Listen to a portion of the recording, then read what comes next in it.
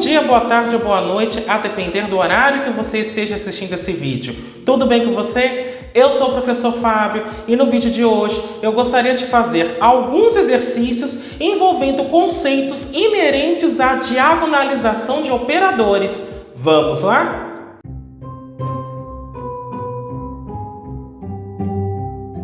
Antes de mais nada, eu vou pedir que você faça o já famoso cucocô, que é o curtir, ou seja, deixe o seu like, aproveita e faz isso agora para você já não esquecer.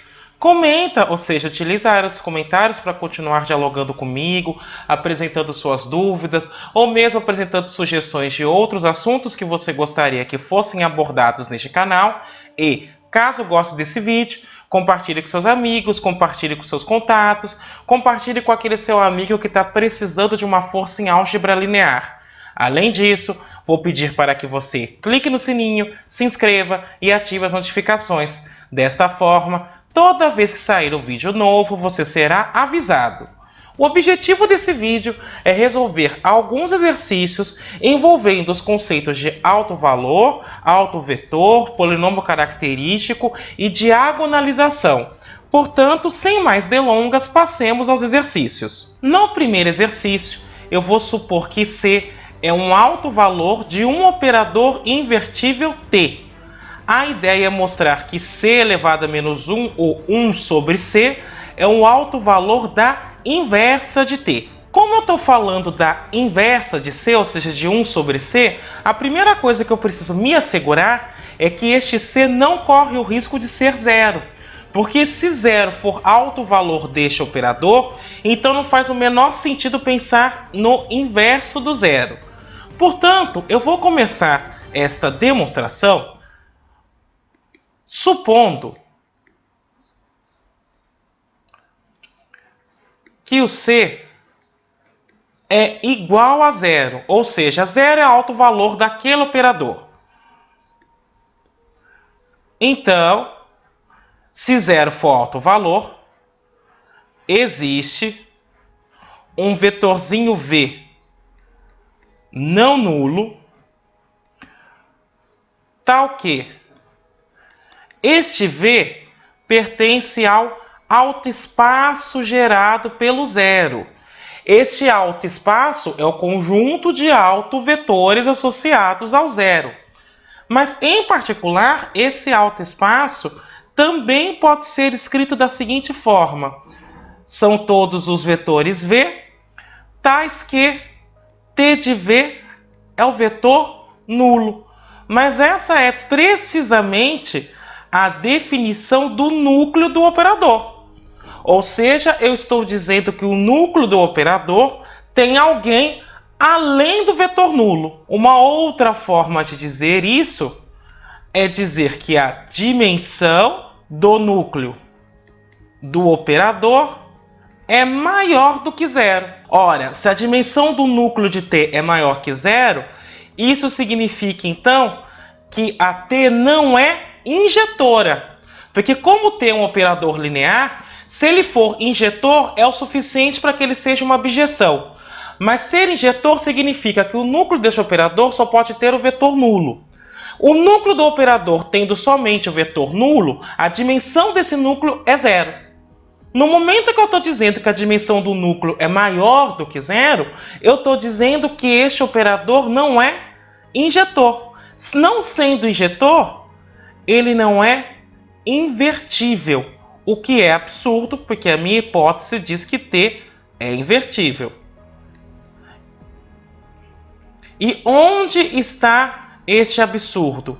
O absurdo está no momento em que eu supus que zero era alto valor deste operador. Portanto, os autovalores que eu estou considerando não são nulos. Isto posto, agora eu posso verificar essa afirmação. Então, para verificarmos a afirmação, seja C um alto valor de T com alto vetor associado V.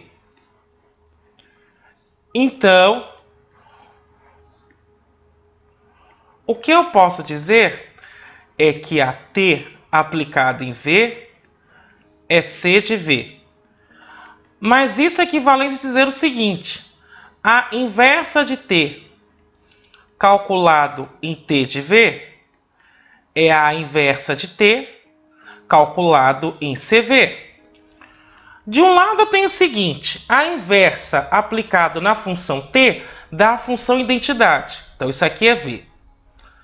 Do outro lado eu tenho também o seguinte: a inversa de um operador é um operador linear, portanto é uma transformação linear, o que me permite escrever isso: C vezes T elevado a menos 1 aplicado em V. Daí, o que eu estou dizendo é que T elevado a menos 1 aplicado em V é, passando esse C para o primeiro membro dividindo, C elevado a menos 1 vezes V. Portanto, C elevado a menos 1 é alto valor da inversa de T. E isto é precisamente o que nós gostaríamos de demonstrar. No segundo exercício, eu tenho os autovalores de um operador linear em R3 são 1, 2 e menos 1, e eu tenho os autovetores associados a eles.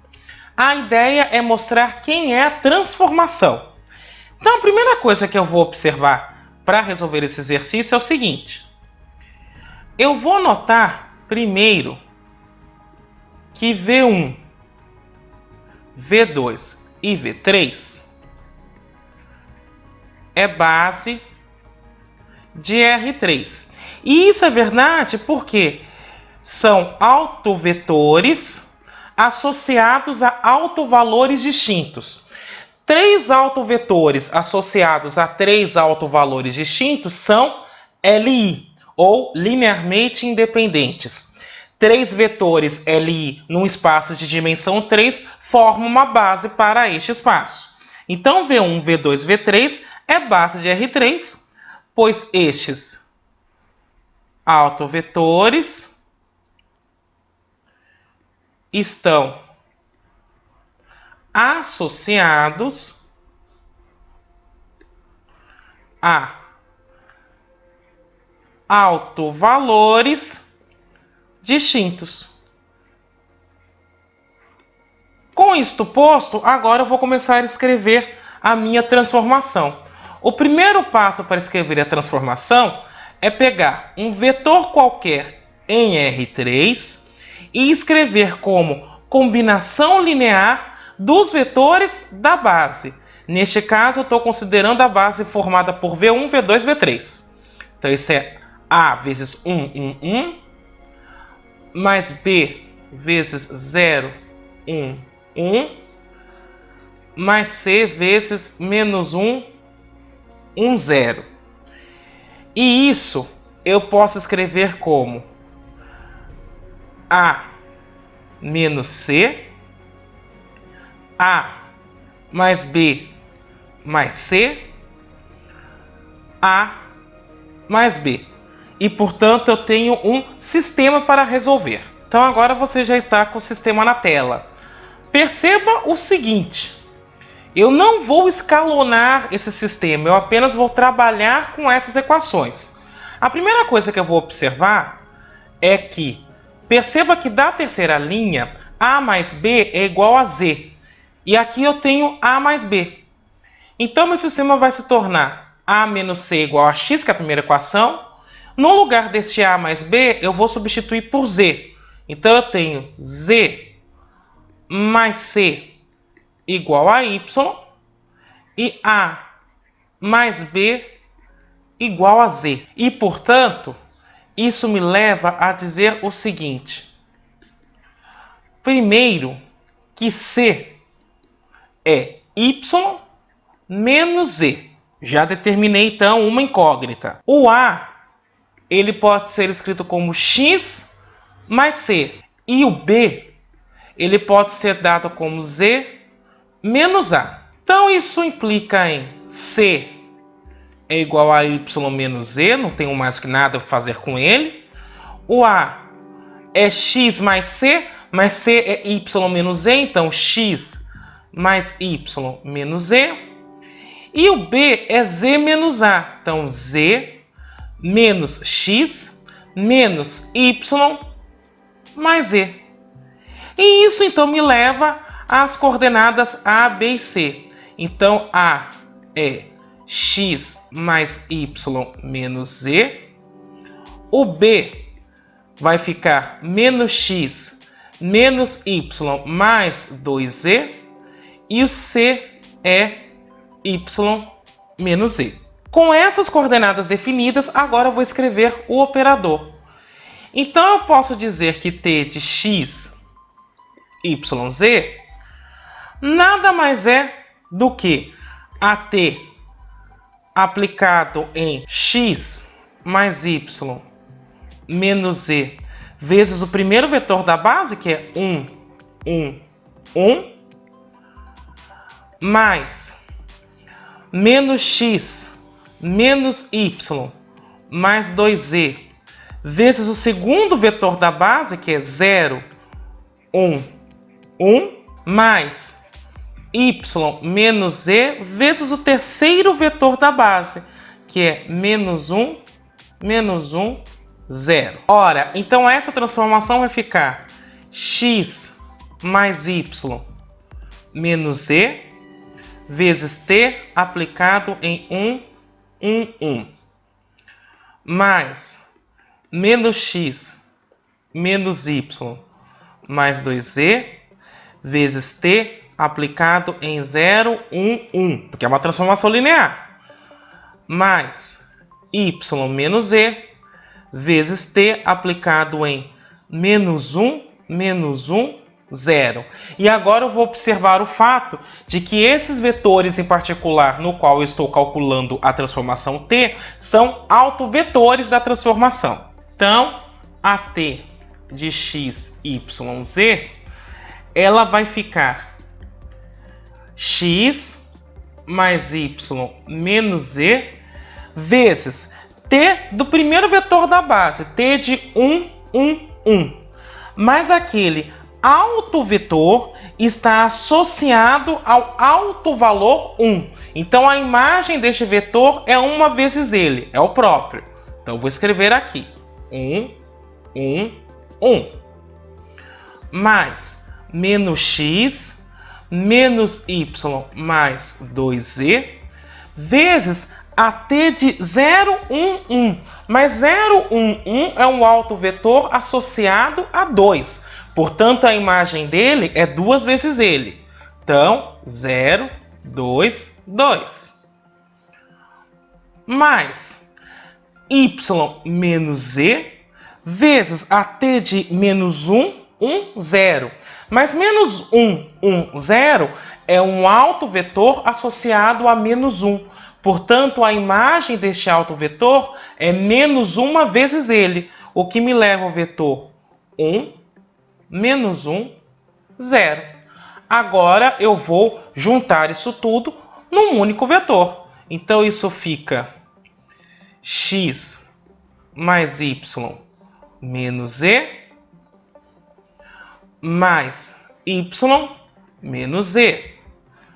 Depois eu tenho x mais y menos z, menos 2x menos 2y mais 4z, menos y mais z. E o último componente é x mais y menos z, menos 2x menos 2y mais 4z. Portanto, a t de x, y, z é igual a x mais 2y menos 2z. Aqui na segunda componente, x menos 2x menos x. Este y vai embora com este. Então, sobra apenas menos 2y Este menos z vai embora com este. Então sobra mais 4z. E na última componente vai ficar menos x menos y mais 3z. E, portanto, está descrita a minha transformação linear, ou melhor, o meu operador linear. E isso encerra o exercício. No exercício número 3, eu vou demonstrar que uma matriz quadrada A é invertível se e somente se C igual a zero não é raiz do polinômio característico de A. Então, para demonstrarmos isso, eu vou fazer algumas considerações iniciais. Então, eu vou supor que eu tenho uma matriz quadrada de ordem n invertível. Então,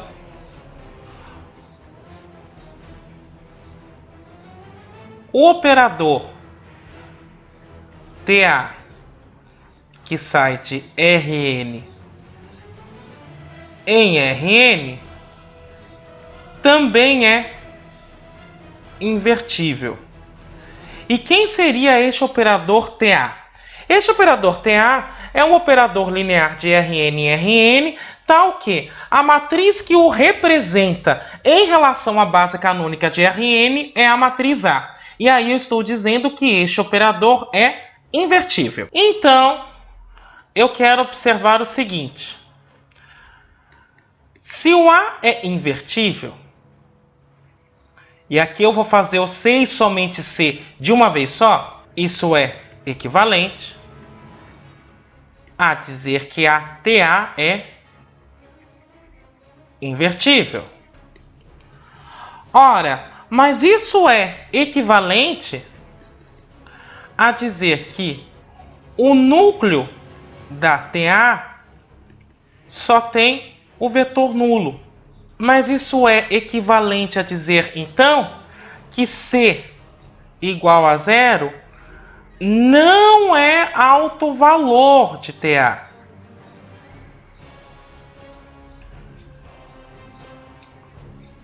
Porque se ele fosse alto valor de TA, então o alto espaço associado a ele teria mais alguém além do vetor nulo. Mas o alto espaço associado ao zero, neste caso, seria o núcleo da transformação. Então, se eu estou dizendo que o núcleo só tem o vetor nulo, é porque zero não é alto valor de TA. Mas se zero não é alto valor de TA, isso é equivalente a dizer que o polinômio característico aplicado no zero é diferente de zero. Porque se ele fosse alto valor, este polinômio seria igual a zero. Ele não sendo, então este polinômio no zero não pode ser zero. E isso é precisamente o que nós gostaríamos de demonstrar.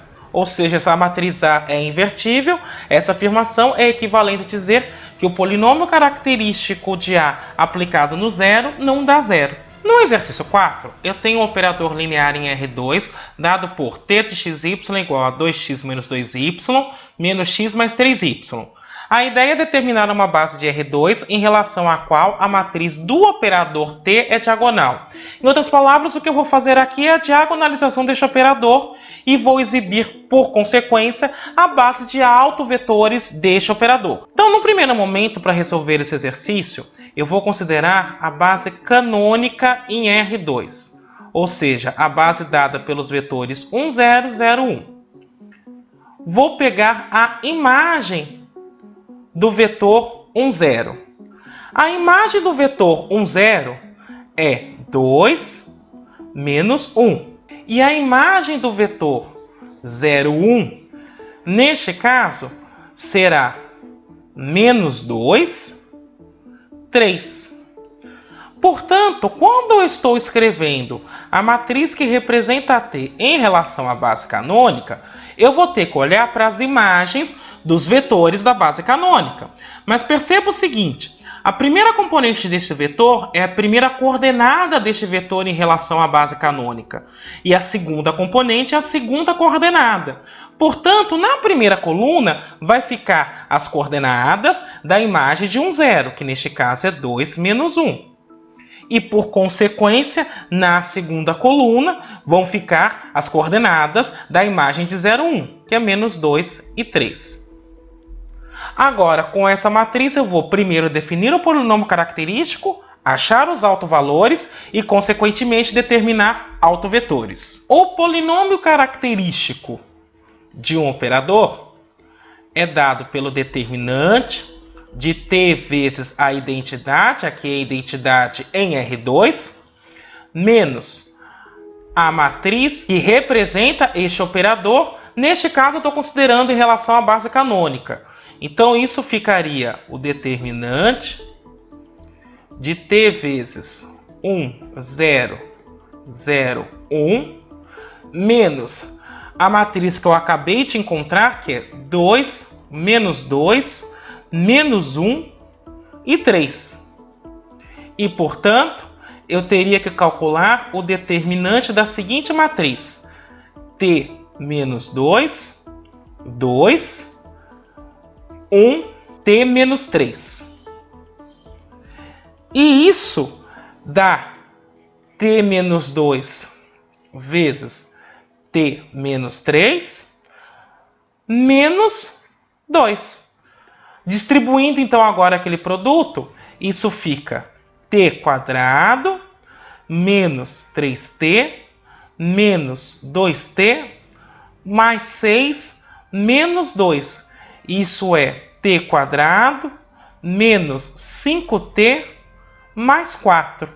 Agora eu vou achar as raízes desse polinômio. As raízes desse polinômio vão ser os meus autovalores. Tendo determinado os autovalores, vou determinar os autovetores. Então, no próximo passo, o que eu vou resolver é esta equação.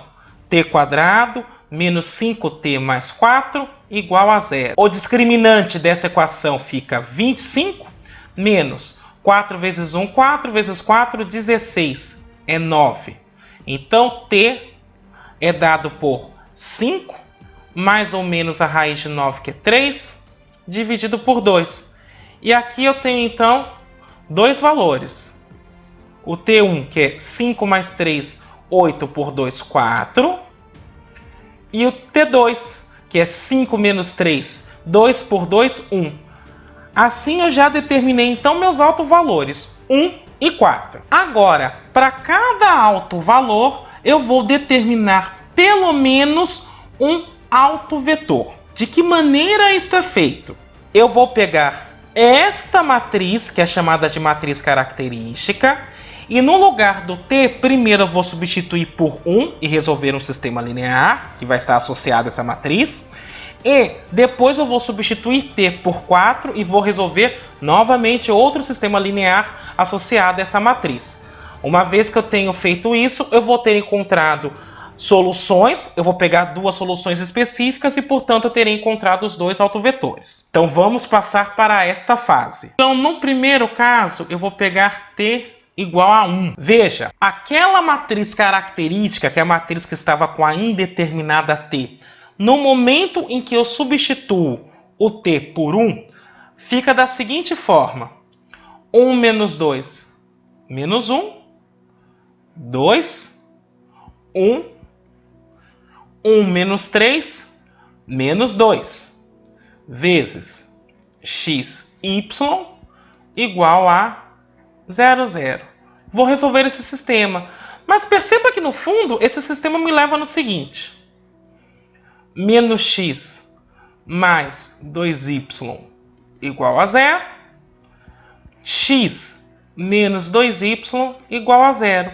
E daqui eu tenho somente uma possível solução, que é x igual a 2y. Portanto, o meu primeiro vetor, que eu vou chamar de v1, ele é da forma 2, 1. Perceba, y igual a 1, então 2 vezes 1, 2, x vale 2. Então, já determinei o primeiro autovetor.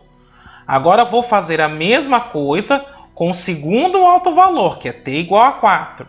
Substituindo na matriz característica, vai ficar 4 menos 2, 2, 2, 1, 4 menos 3, 1, vezes xy igual a 0, 0. O que me leva ao seguinte sistema. 2x mais 2y igual a 0. X mais y igual a 0. Perceba que a primeira equação é múltipla da segunda. Então, no final das contas, só me interessa o que acontece com a segunda equação. E, portanto, a solução que eu vou encontrar neste caso é x igual a menos y. E daí eu tenho que o meu segundo autovetor ele vai ser da forma 1 menos 1. Perceba, eu já encontrei então dois autovetores, logo encontrei quem é a minha base. Então a base beta, formada por autovetores daquele operador linear, vai ser 2, 1, 1, menos 1. E isto então encerra o exercício. No exercício 5, o que eu tenho é o seguinte: seja T de V em V um operador simétrico. Vou pegar C1 e C2 autovalores distintos de T. Se V1 e V2 são os autovetores associados a C1 e C2 respectivamente, eu vou mostrar que V1 e V2 são ortogonais. Então, para demonstrarmos isso, a primeira coisa que eu quero observar é o seguinte: o T é um operador simétrico. Sendo simétrico, ou também chamado operador autoadjunto, o que nós sabemos é que nessas condições, para um operador simétrico, ele é igual ao seu operador adjunto, ou seja, T é igual a T estrela. Daí, o que eu vou observar é o seguinte: eu vou pegar C1 e vou multiplicar pelo produto interno de V1 e V2. Se eu quero mostrar que V1 e V2 são ortogonais, basta mostrar que o produto interno de V1 com V2 dá 0. Mas perceba que utilizando uma propriedade de produto interno, eu posso colocar este C1 dentro da primeira componente neste produto interno, e aí eu obtenho essa expressão. Mas C1V1 nada mais é do que T de V1, V2. E, portanto, eu estou fazendo o produto interno de T de V1 com V2. Agora, lembrando da definição de operador adjunto, isso vai ficar o produto interno de V1 com T estrela aplicado em V2. Mas T estrela é o próprio T. Então, isso é o produto interno de V1 com T de V2. Mas V2 é autovetor associado ao autovalor C2. Então, isso é o produto interno de V1 com C2, V2. E agora, tirando C2 deste produto interno, isso é C2 vezes o produto interno de V1 com V2. Portanto, o que eu concluí até este momento é que C1 vezes o produto interno de V1, V2 é igual a C2 vezes o produto interno de V1 com V2. Mas isso é equivalente a dizer que, quando eu faço a diferença entre o primeiro membro e o segundo membro, isso tem que dar 0. Agora eu vou colocar este produto interno em evidência, e aí eu concluo que C1 menos C2 vezes o produto interno de V1 por V2 dá 0. Como C1 e C2 são autovalores distintos, essa diferença não dá 0. Então isso me leva a dizer que o produto interno de V1 com V2 é 0. Ou seja, V1 e V2 são vetores ortogonais. E isto encerra então a nossa demonstração e, consequentemente, encerra o exercício. Bem, era isso que eu gostaria de discutir com você hoje. Espero que tenha sido bastante proveitoso. Eu me despeço por aqui. Até a próxima.